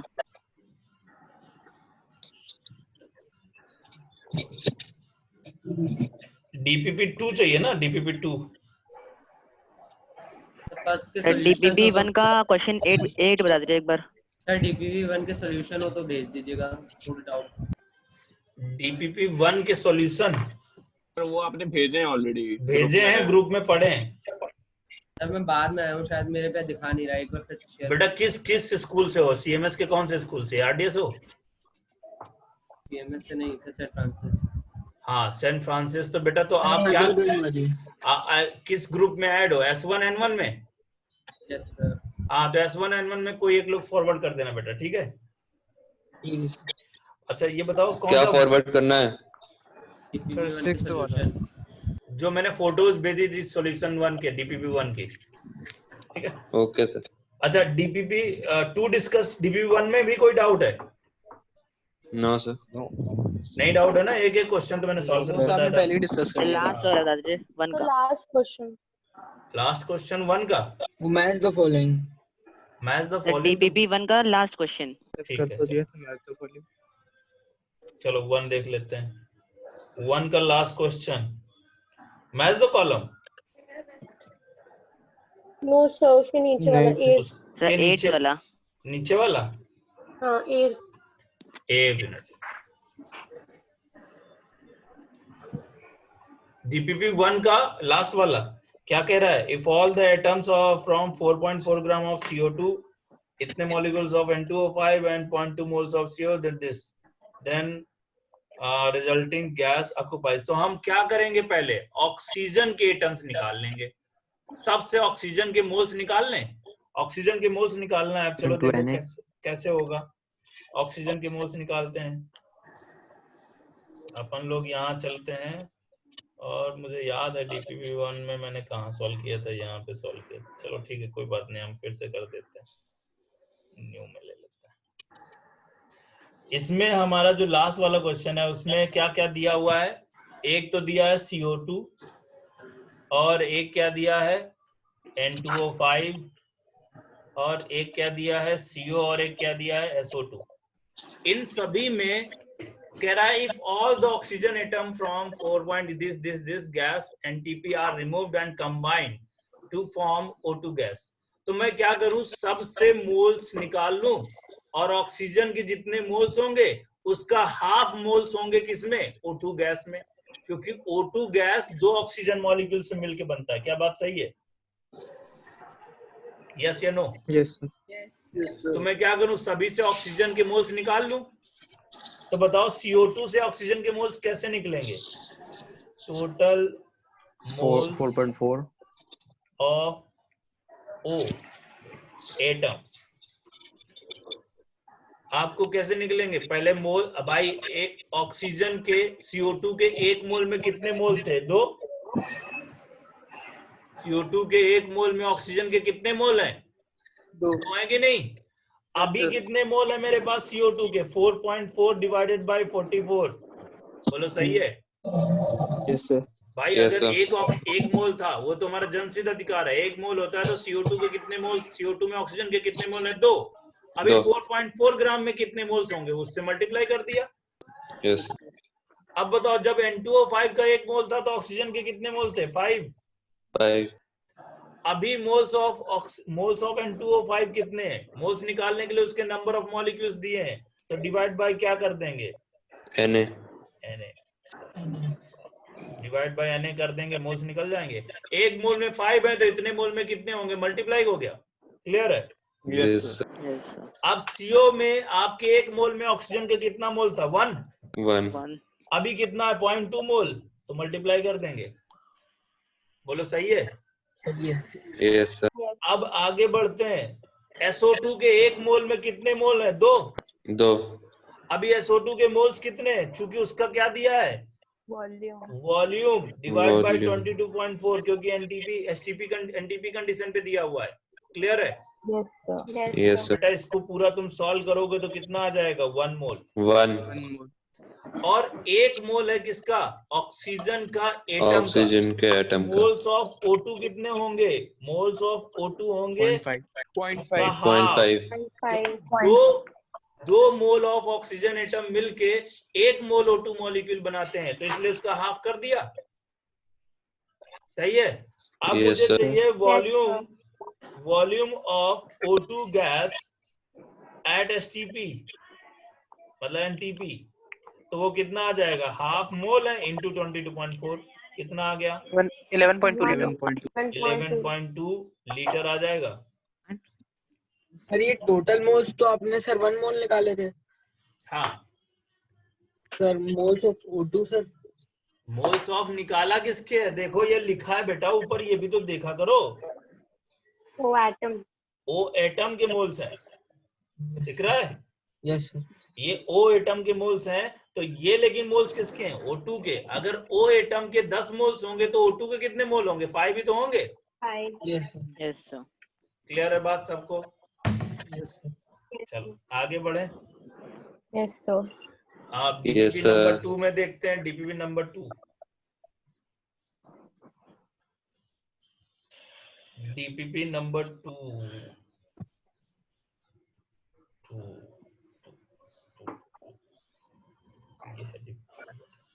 ठीक है, डीपीपी नंबर 2 दिख रही है सबको? Yes sir. Yes sir. अब क्या कह रहा है डीपीपी नंबर 2 में, पहला क्वेश्चन क्या कह रहा है, mass of half mole of electron, mass of half mole of electron. ठीक है, अब इसको सॉल्व करने के लिए मुझे वहीं जाना पड़ेगा। सब लोग अपनी अपनी डीपीपी खोल लीजिएगा अपने पास।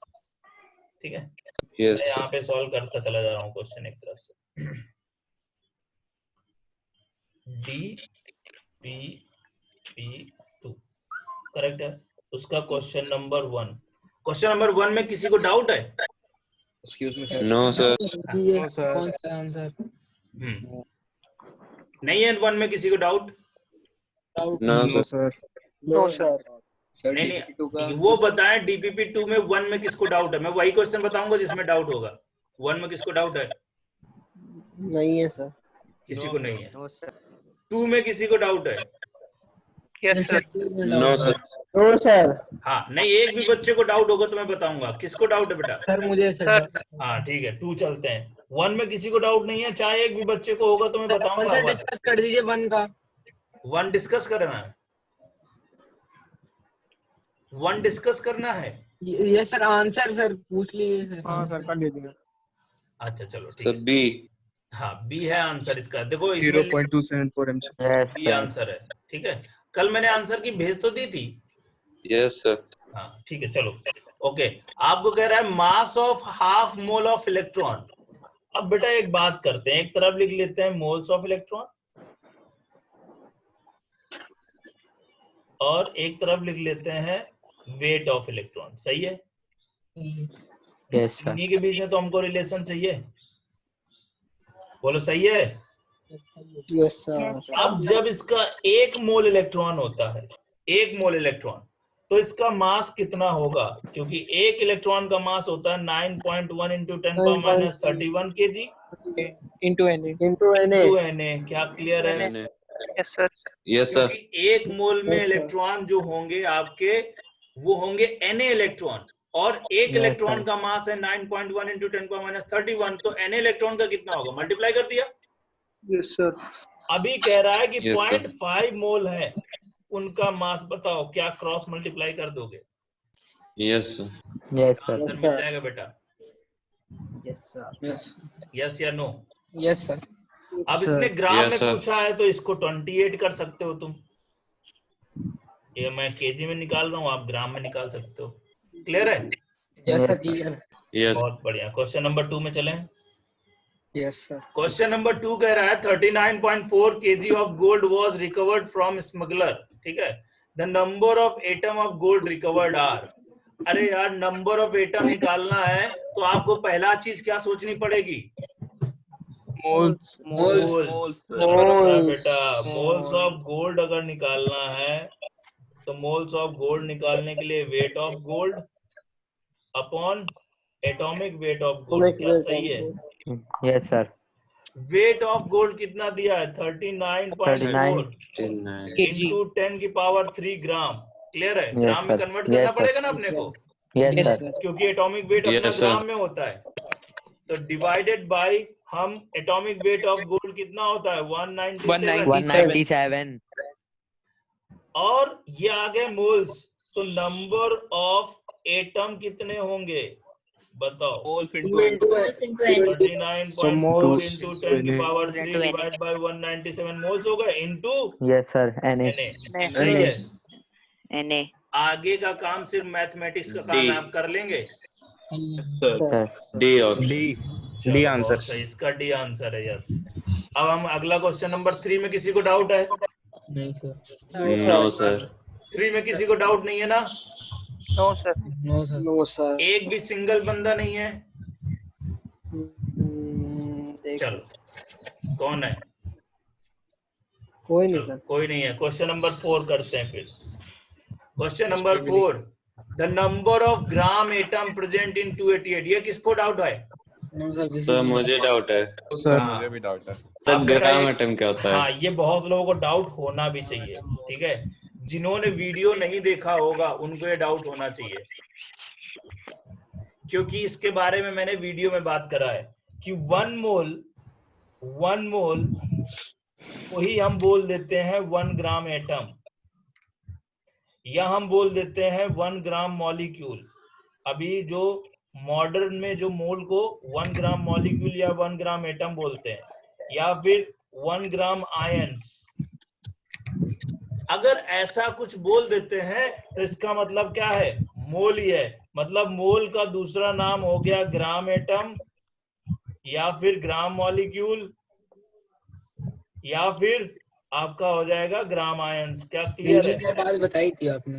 हाँ, ये पीडीएफ में भी बात हुआ, लेकिन वहां पे मैंने बहुत अच्छे से बताया, पूरा एक्सप्लेन किया हुआ है वीडियो में, अगर आपने देखा है तो। ठीक है, तो ये मोल, ग्राम एटम, ग्राम मॉलिक्यूल या ग्राम आयन को भी मोल कहते हैं। तो बी आंसर होगा इसका। कुछ लोग इसमें यही डाउट में हो गए होंगे कि ग्राम एटम पूछ रहा है, मतलब नंबर ऑफ एटम निकालना है। यही डाउट था ना सर? एक और डाउट था। हाँ बोलो, क्या डाउट था? तो यहाँ पे सल्फर ये S2 वाला लेंगे कि S8 वाला? सिर्फ S वाला लेंगे, सिर्फ सल्फर। हाँ ठीक है, तो जब तक कहे ना तब तक S8 नहीं लेंगे। क्लियर है? सर अंदाजन केस एलिमेंट तक एटॉमिक मास याद होनी चाहिए। हाँ बेटा, एटॉमिक मास 30 तक याद होना चाहिए, काम हो जाएगा। ठीक है। अब बेटा यहाँ पे आपको अगर ग्राम एटम निकालना है, मतलब मोल पूछ रहा है ना? Yes sir. अब मोल पूछ रहा है तो क्या करेंगे? Weight upon molecular weight upon atomic wait, क्योंकि यहाँ पे एटम है। Yes sir. तो आप क्या करेंगे? 288 डिवाइडेड बाय कितना? 32 आ गया। Yes sir. 9 बी आंसर है। बी आंसर है सर।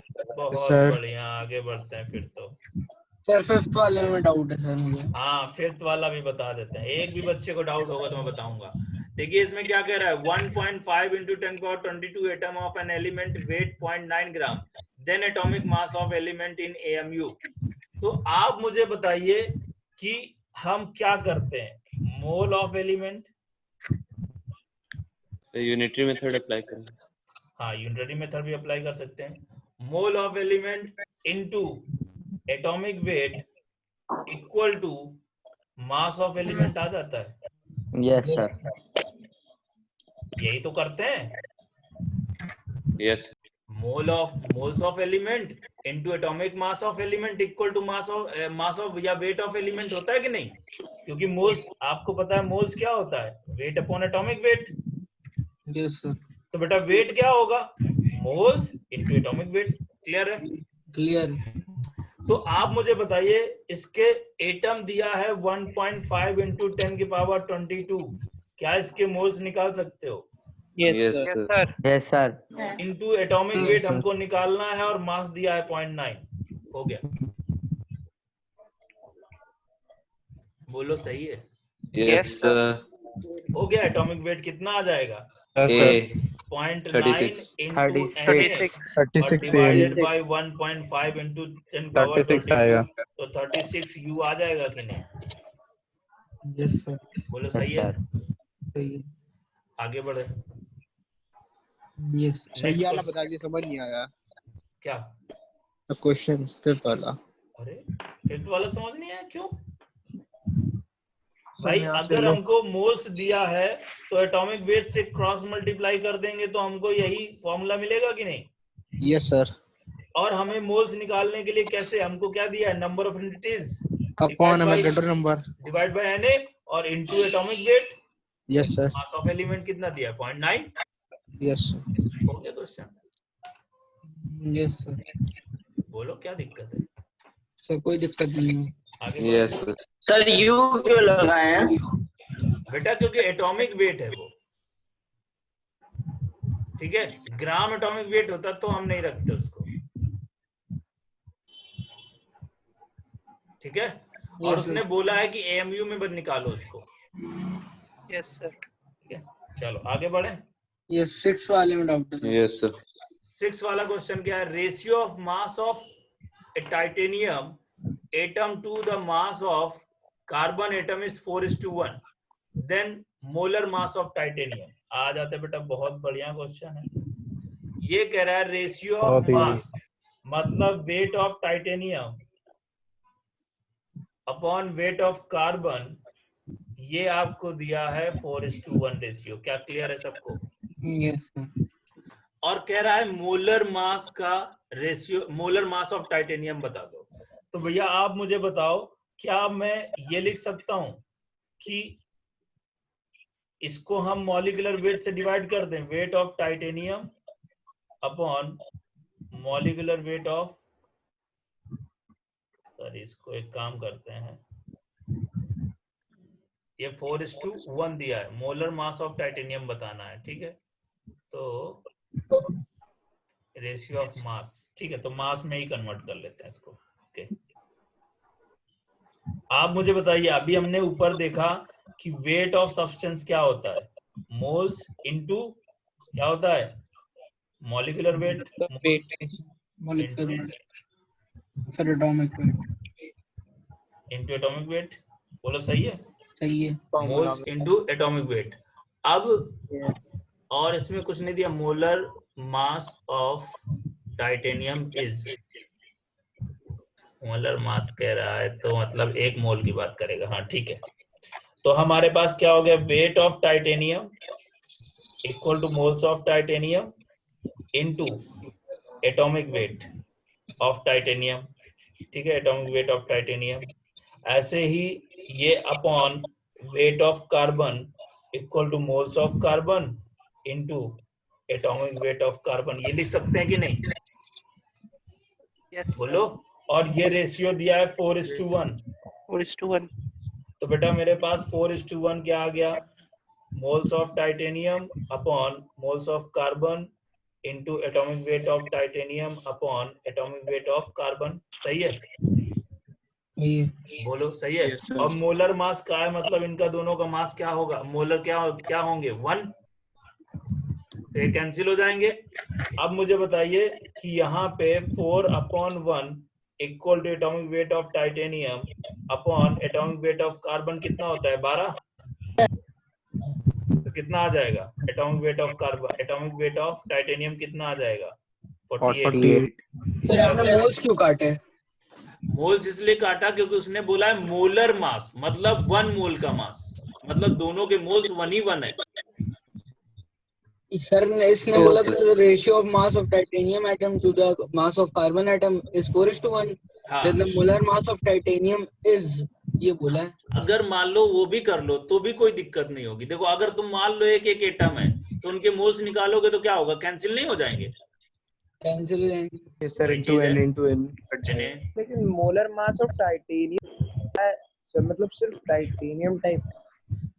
अरे इसको दूसरे तरीके से भी कर लेते हैं भाई, तुम्हारे तरीके से लो, और एक तरीका है, ठीक है, क्यों परेशान हो? सर ऐसे कर सकते हैं ना, let the mass of titanium be 4x and mass of carbon be x, तो x equals to 12, 4x equals to 48।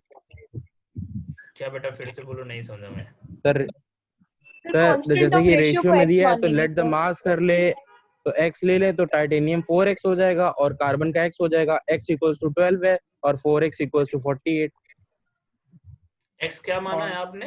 Constant of ratio कर लिया। कार्बन का 12 होता है सर। ले लो, x ले लो। सर उनके मोलर मास का रेशियो दिया है, सिंपली कार्बन का मोलर मास रख दें, टाइटेनियम का मोलर मास आ जाएगा। मोलर मास का रेशियो पूछा है बेटा सर 4:1 दिया है सर। वहाँ पे कार्बन का 12 रख देंगे, टाइटेनियम का 48 आ जाएगा तुरंत।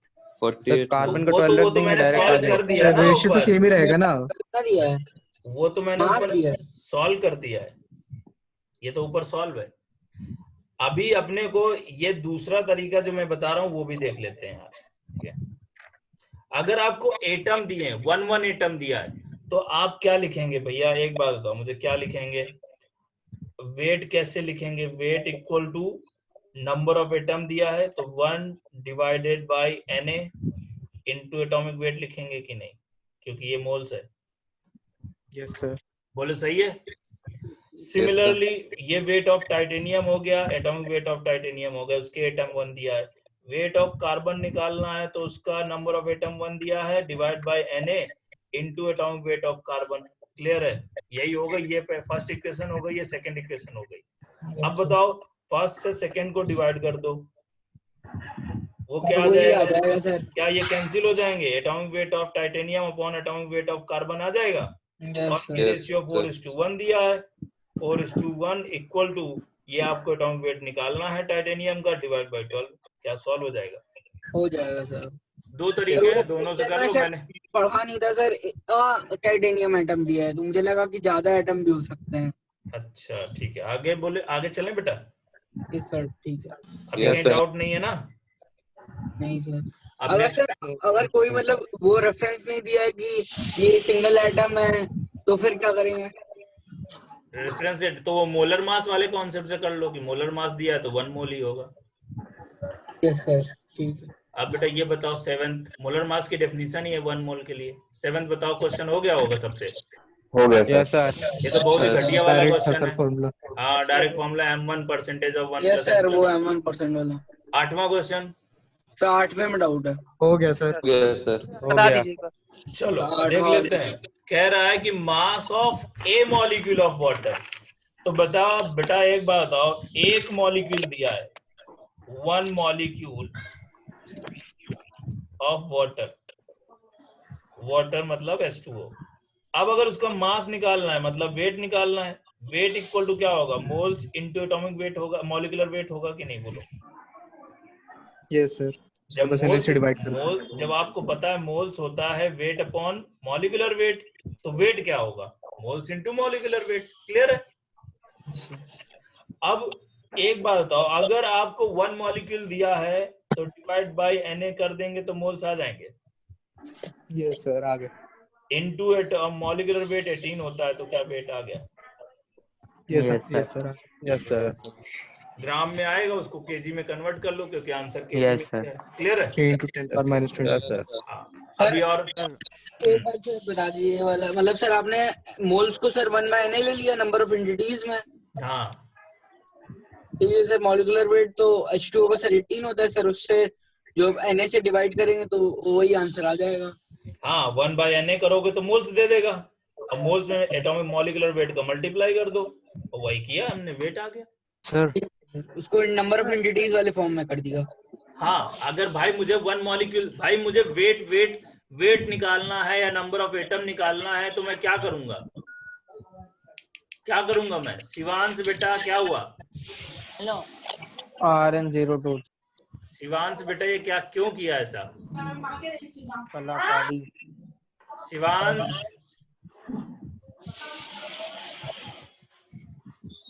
वाला है। आवाज आ रही बेटा?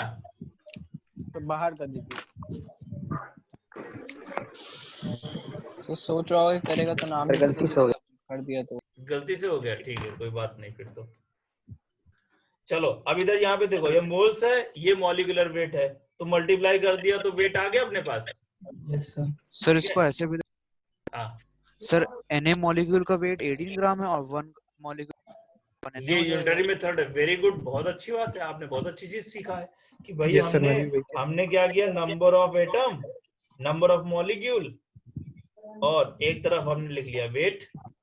तो जब एक मॉलिक्यूल था, जब Na मॉलिक्यूल थे तो उसका वेट 13, तो 1 मॉलिक्यूल है तो कितना होगा, x, वही आएगा। ओके, यस या नो? Yes sir. बहुत सर बढ़िया। नंबर ऑफ ये एंटिटीज फॉर्म यूनिटरी मेथड जो भी सीख रहे हैं मुझे बहुत अच्छा लग रहा है, क्योंकि ये चीज हर जगह काम आएगा। सर आपने इसको sir number of entities form में सर क्यों किया है मोल्स को? क्योंकि बेटा एक मॉलिक्यूल दिया है ना, अगर नंबर ऑफ मॉलिक्यूल दिए होते हैं तो Na से ही तो डिवाइड करते हैं। Yes, yes.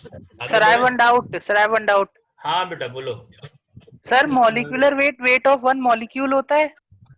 Molecular weight of one molecule. हाँ, तो सर लेकिन ग्राम मॉलिक्यूलर वेट, ये तो हमने जो 18 लिया है ये मॉलिक्यूलर वेट नहीं है, ये ग्राम मॉलिक्यूलर वेट है। सर 18U तो मॉलिक्यूलर वेट होगा इसका? हाँ 18U तो होगा, हाँ बिल्कुल सही बात है। तो सर 1 मॉलिक्यूल ऑफ H2O का वेट 18U भी तो डायरेक्टली, वो भी कर सकते हैं, लेकिन हमको आंसर U में नहीं पूछा ना। तो सर फिर 1.6 फिर भी से उसको 10⁻24 1.67 से मल्टीप्लाई करना पड़ेगा, तो वही काम तुम पहले कर लो। ओके सर, समझ गए?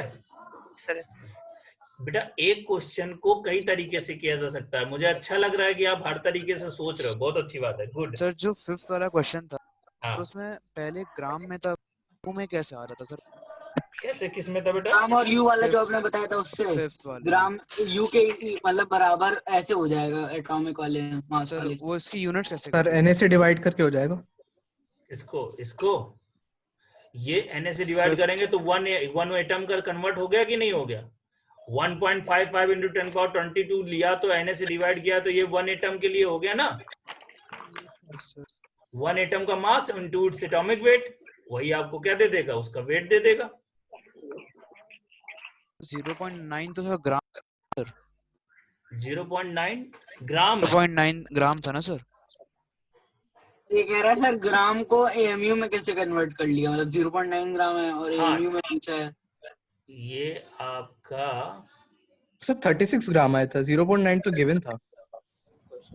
0.9 ग्राम दिया है तो divide by Na, number of atom आ जाएंगे, नंबर ऑफ एटम इनटू वाले को भी सर यूनिटरी मेथड से करा था। हाँ सर मैंने भी यूनिटरी मेथड से किया था। आगे 9U है, आपने 0.9U मान के किया होगा। 0.9 ग्राम ही दे रखा। क्या आपने कैसे किया फिर? सर 1.5 into 10⁻22 एटम्स का सर वेट है 0.9 ग्राम। हाँ सर Na एटम्स का 0.9 upon 1.5 into 10⁻22 to Na। तो इसको सॉल्व नहीं समझा मैं क्या कह रहा हूँ। इतने एटम्स का इतना मास है तो Na एटम्स का मास, Na एटम्स का सर इसको सॉल्व कर दीजिए। इसका 5th क्वेश्चन को फिर से सॉल्व कर दूं। Yes sir. सर बता दीजिएगा सर U में कैसे आ रहा है, यूनिटरी मेथड से करिए सर। यूनिटरी मेथड से, ठीक है। वहाँ 36 ग्राम आ रहा है। 36 ग्राम आ रहा है मेरा। 36 ग्राम में 36U के बराबर ही होता है वो। तो U के बराबर हो जाएगा। हाँ, जब उसको एटम्स में कन्वर्ट कर, उसके एटम्स जैसे ये आएगा, जो आएगा 36 ग्राम आएगा, आपका कितने एटम्स का मास आएगा? Na एटम्स का मास आएगा। तो अब आप उसको कन्वर्ट करेंगे जब, तो वो दोनों मल्टीप्लाई होके 1 आ जाता है ना, तो 36U ही आ जाएगा बेटा। सर समझा बताइए। बेटा ये बात हमने प्रूव करी थी, चलो मैं इसको बात को प्रूव कर देता हूँ कि कैसे होता है। प्रूव कर दीजिएगा। 1 मिनट बता देता हूँ, ठीक है, 2 मिनट लगेंगे बस। O2 मॉलिक्यूल है, अगर O2 मॉलिक्यूल का ये आपका एटॉमिक मास है कितना, मॉलिक्यूलर मास है आपका 32U, तो इसको ग्राम में कितना होगा? 32 ग्राम ही होगा। ये हम कैसे प्रूव करते थे? क्योंकि ये आपका जो Na एटम्स का मास होता है, ये आपका 1 मॉलिक्यूल का मास होता था, 1 मॉलिक्यूल का 32U है। हमको कितने एटम्स का मास चाहिए? आपका Na एटम्स का मास चाहिए, ठीक है। वो हमको Na एटम्स का मास कितना आ जाएगा? मास ऑफ Na एटम कितना आ जाएगा? 32 U into Na, समझ में आया? लेकिन हमको वो चाहिए ग्राम में, तो हमको mass of Na atom in gram, तो बेटा कितना हो जाएगा 32 इंटू 1.66 इंटू 10 की power minus 20 gram into 6.023 into 10 power 23 आपके एटम हो जाते हैं। जब इन दोनों का मल्टीप्लाई करते हैं तो अप्रॉक्स कितना आ जाता है 1। तो ये क्या हो जाएगा 32 ग्राम ही हो जाएगा। क्या क्लियर है? अब वही यूनिटरी मेथड लगा के ही मैंने कर दिया। कौन पूछ रहा था बेटा? सर मैं पूछ रहा था। हाँ, अभी समझ में आया कि नहीं Ashutosh? Yes sir, yes sir. ठीक है, आगे बढ़े। Yes sir. आशुतोष नहीं सर, प्रीश। हाँ, प्रीश सर, RN024। अच्छा, हाँ ठीक है। अभी क्या है क्वेश्चन, कौन सा क्वेश्चन हम लोग कर रहे हैं? 8। हाँ 8 हो गया। अभी और सर अगला 9 करना है। 9 करना है। कोई डाउट है 9 में? No sir. 9 में आपको वेट पूछा है, मॉलिक्यूल है तो सीधा निकल जाएगा। नंबर ऑफ मॉलिक्यूल दिया है, डिवाइड बाय Na करेंगे इनटू मॉलिक्यूलर वेट। क्लियर? हो जाएगा। 10th सर 11th वाला हो गया सर, हो गया। 10th में कोई डाउट नहीं है ना? नहीं सर। No sir. Largest number of molecule पूछा है, सीधा उनके वेट दिया है, divide by molecular weight, moles आ गए, इनटू Na कर देना है। क्लियर?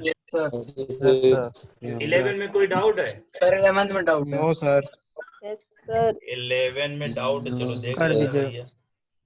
11 में आपके 124 ग्राम दिया है P4 का, सही है?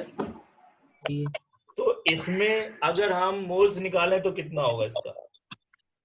4 मोल्स। 124 डिवाइडेड बाय कितना? 4 इंटू 121 कितना आ जाएगा? 124 1 मोल। 1 मोल आएगा। मोल। यस।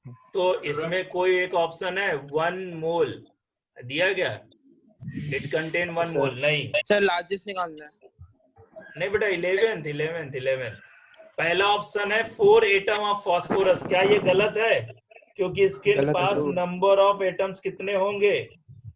4 Na होंगे, क्योंकि एक मोल में 4 है तो आपके 1 मोल 4 इंटू Na कर देंगे नंबर ऑफ एटम्स जो आपको पूछेगा। बोलो सही है? सर। अब अगला पूछ रहा है सेकंड 4 Na एटम फास्फोरस, तो सेकंड सही है? यस सर सेकंड सही है, थर्ड सही है। और थर्ड कह रहा है Na नंबर ऑफ मॉलिक्यूल्स, तो नंबर ऑफ मॉलिक्यूल्स कितने होंगे इसके पास? Na। क्योंकि मोल एक है ना, तो नंबर ऑफ मॉलिक्यूल Na है, और एक मॉलिक्यूल में 4 एटम है, तो नंबर ऑफ एटम कितने? 4 Na। क्लियर है? और कह रहा है 4 Na, मॉलिक्यूल्स Na है क्योंकि एक मोल है। हाँ, तो लिखा तो यही है मैंने। वही तो लिखा है। हाँ, अभी क्या पूछ रहा है? 1 मॉलिक्यूल ऑफ फास्फोरस। गलत है ना? Yes sir. अच्छा, 1 मॉलिक्यूल फास्फोरस कब होता है? जब ये 124U होता। यस सर, यू होता। क्लियर है? Yes sir. 1 और 4th ऑप्शन सही होते। बी वाला ऑप्शन सही हो गया। अगर ये 124U दिया होता तो कौन सा ऑप्शन सही होते? 1st and 4th। 1 और 4। और चूंकि 124 ग्राम दिया है तो में पहला क्वेश्चन वही था। हाँ, पहला क्वेश्चन वही था। तो अब अगर 124 ग्राम दिया है तो कौन से ऑप्शन सही है? 2 and 3। 2 and 3। क्यों सर? हाँ सर क्यों? अगर U दिया है तो? अरे यार, U दिया है तो आप क्या देगा? क्या पूछेगा? नंबर ऑफ मॉलिक्यूल पूछेगा ना। अगर आपको 124U दिया है P4, तो आपको मतलब क्या दिया है? 1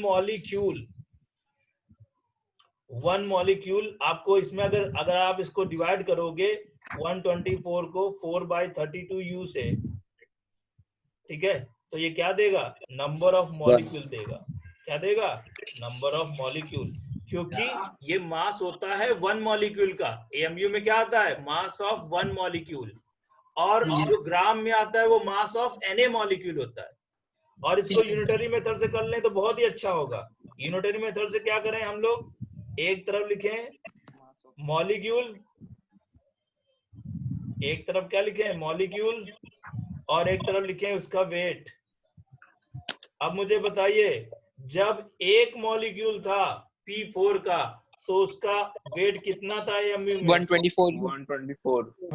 U इतना U था। अभी मेरे पास कितना है? 124 U है, तो कितने एटम होंगे बताओ, कितने मॉलिक्यूल होंगे? 1 ही मॉलिक्यूल तो आए। Yes. Unitary method is the best method किसी भी चीज को समझने के लिए, लेकिन वो लगाने के लिए बहुत एक्सपीरियंस चाहिए, बहुत प्रैक्टिस चाहिए। यस या no? Yes sir. Yes sir. अभी बताओ DPP2 में कहीं भी किसी को कोई प्रॉब्लम नहीं है? No sir. No sir. नहीं सर। पक्का? DPP1 में भी कोई प्रॉब्लम नहीं है? No sir. 7th वाला क्या? नो। मुझे DPP पूरी सॉल्व चाहिए आपके होमवर्क कॉपी में, और जितने मैंने क्लास के क्वेश्चन कराए हैं, क्लास में जितने नोट्स कराए हैं, वो सारे क्लास की कॉपी में लिखे होने चाहिए। जो मैं PDF भेज रहा हूँ वो PDF है, आपको एज इट इज नहीं उतारना है, ठीक है? आपको खुद के अपनी हैंड राइटिंग में लिखना है सारे नोट्स। लिख रहे हो कि नहीं? Yes sir. Yes sir. हाँ, बहुत तक का बढ़िया। पूरा काम कंप्लीट है। पूरा काम कंप्लीट है सबका? Yes sir. Yes sir. ठीक है, तो आज मैंने जो पढ़ाया है, नेक्स्ट जो क्लास है आपकी concentration term is very very important class. अगर आपने देखिए, केमिस्ट्री में कहते हैं कि कुछ चीजें बेसिक हैं, जैसे कि आपका अगर रेडॉक्स, अगर आपको mole concept, concentration term, GOC, IUPAC name, अगर ये सब चीजें आती हैं तो केमिस्ट्री बहुत आसान हो जाती है और आप बहुत अच्छे नंबर ला सकते हैं, क्योंकि ये केमिस्ट्री को सीखने का बेसिक तरीका है। तो केमिस्ट्री में आपने मोल कॉन्सेप्ट बहुत अच्छे से सीख लिया है, केमिस्ट्री में आपने ग्राम एटॉमिक मास बहुत अच्छे से सीख लिया है। अभी आपको क्या बहुत अच्छे से सीखना है? Concentration term. तो next class is very important, don't miss it. Okay? Yes sir. चलो ध्यान रखना। Okay, thank you sir. पता चला सर बोर्ड का। हाँ, सर 10 बोर्ड एग्जाम होंगे कि नहीं होंगे? CBSE ने तो सर कैंसिल कर दिए सर 10th के board. Sir ICSE private board है, पता नहीं क्या करेगा। नहीं बेटा, सबके पेपर होंगे, पेपर सबके होंगे। सर नहीं सर, CBSE से आया है, CBSE कैंसिल हो गया। ट्वीट किया है सर हमें 11th में तो प्री बोर्ड की बेसिस पे प्रमोट कर रहे हैं। Yes sir. हाँ सर, प्री बोर्ड के बेसिस होगा सर, परसेंटेज ही खराब हो जाएगा। अरे नहीं बेटा, प्री बोर्ड में तुम अपने स्कूल वाले तुम मनाएंगे ना, स्कूल वाले तुमको पास करेंगे, टेंशन ना लो। सर पास नहीं सर, मार्क्स फिर अंतर हो जाएंगे ना। थोड़ी ना होना है बेटा। आज मैं तुमको, देखो आप क्लास खत्म हो गई है, मैं तुमको आज बहुत एक इम्पोर्टेंट चीज बता रहा हूँ, यही चीज बताने जा रहा हूँ आपके